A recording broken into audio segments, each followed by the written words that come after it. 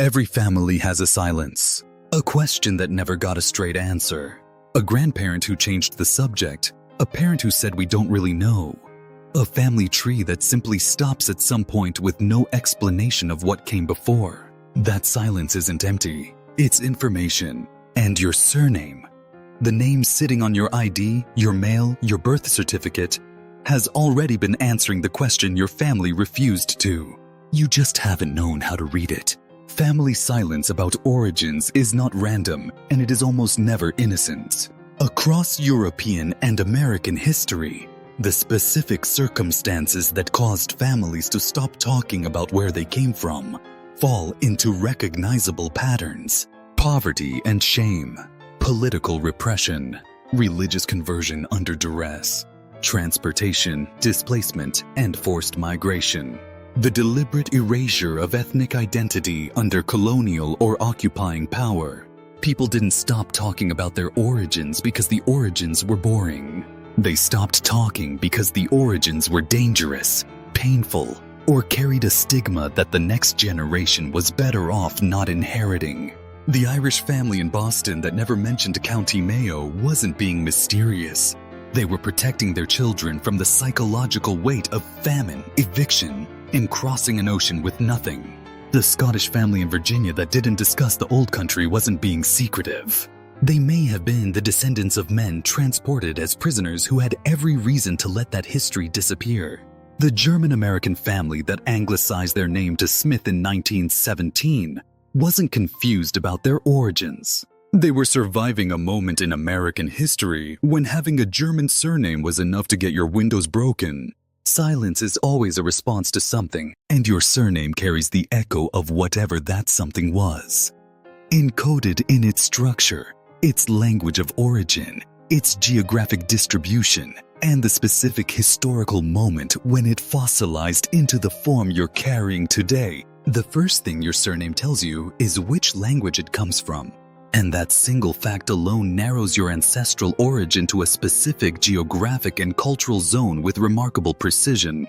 Gaelic surnames, those carrying O, Mac, Mac, or rooted in Gaelic phonology, point to Irish or Scottish Highland origin. The difference between Irish and Scottish Gaelic surnames is often subtle but traceable. Irish Gaelic tends toward O prefixes and specific phonetic patterns. O'Brien, O'Neill, O'Sullivan. Scottish Gaelic Mac constructions tend toward harder consonant clusters.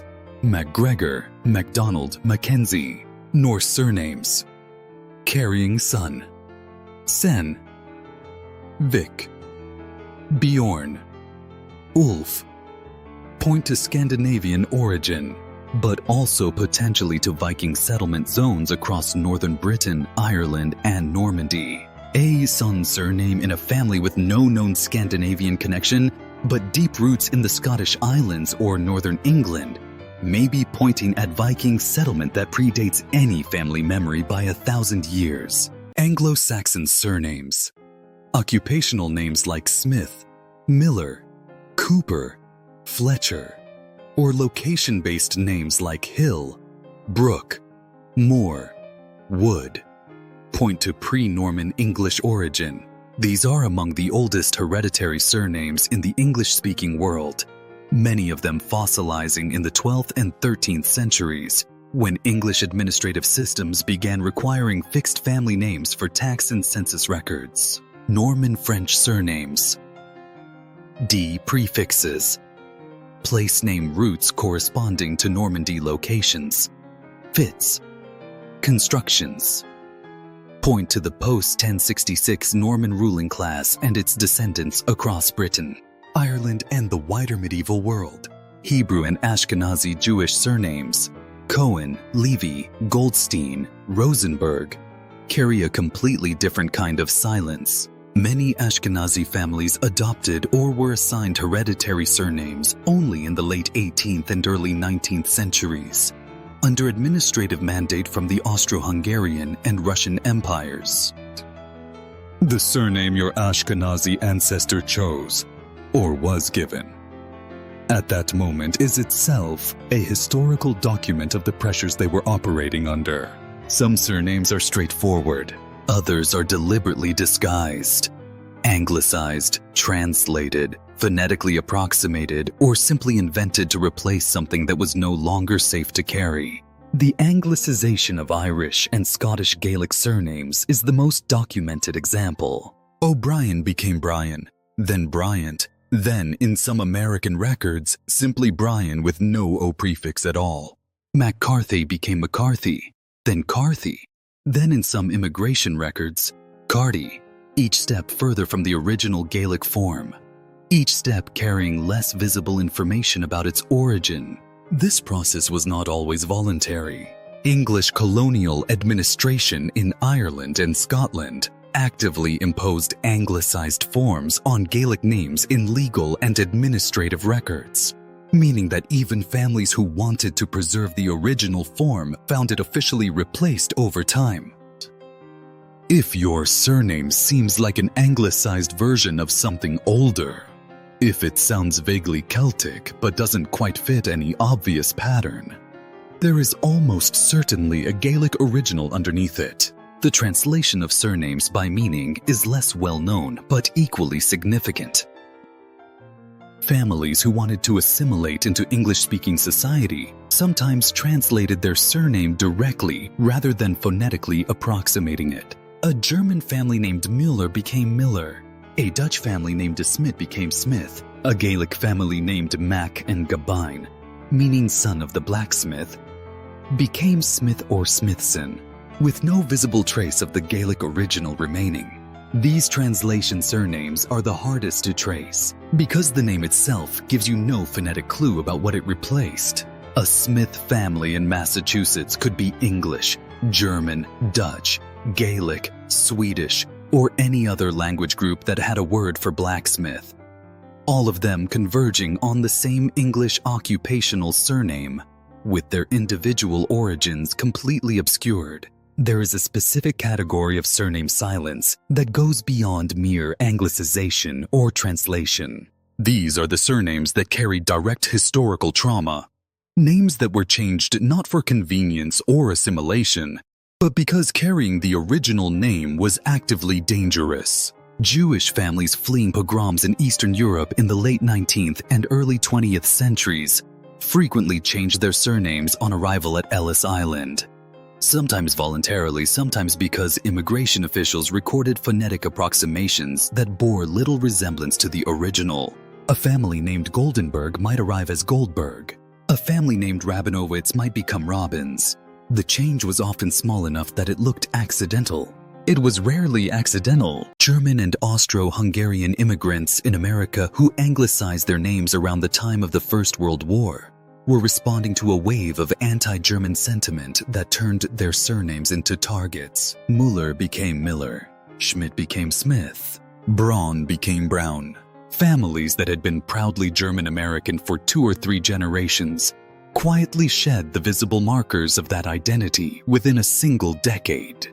Scottish Jacobite families transported to America after Culloden sometimes changed their surnames entirely on arrival, discarding their Highland clan names and adopting anglicized or entirely new surnames to sever the visible connection to a political identity that had already cost them everything. A McGregor might become Gregory. A McPherson might become Pearson. The clan name disappeared. The DNA it carried did not. These surname changes are not failures of memory. They are evidence of specific historical pressures, documented, datable, and in many cases traceable if you know which pressures to look for and when they occurred relative to your family's timeline. Your surname is the most accessible genealogical tool you have, and most people have never used it properly. The first step is etymology. Not just what your surname means, but what language it comes from when that form of the name first appears in historical records, and what geographic area it was concentrated in at its earliest documented appearance. Resources like the Oxford Dictionary of Surnames, the Irish Surnames Database, and the Dictionary of American Family Names give you the documented origin of the name itself rather than family legend. The second step is distribution mapping. Modern tools like Forebears, IO and the World Names Profiler show you the current global distribution of any surname, where it is most concentrated today, and by extension where it most likely originated. A surname concentrated in County Cork and Boston simultaneously is telling you a very specific migration story without requiring a single genealogical record. The third step is cross-referencing your surname's origin language and period against the known historical events that drove migration, displacement, and name change in that language group and era.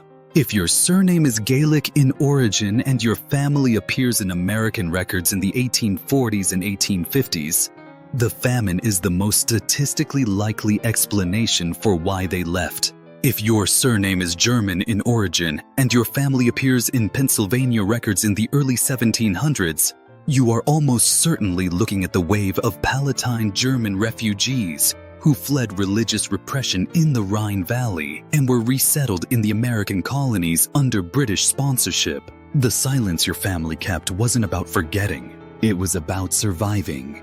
The surname they carried through that survival is the breadcrumb trail they left without knowing it. Whatever your family didn't tell you, whatever question got deflected, whatever wall you've hit in your family tree, whatever silence got passed down so consistently it started to feel like the truth.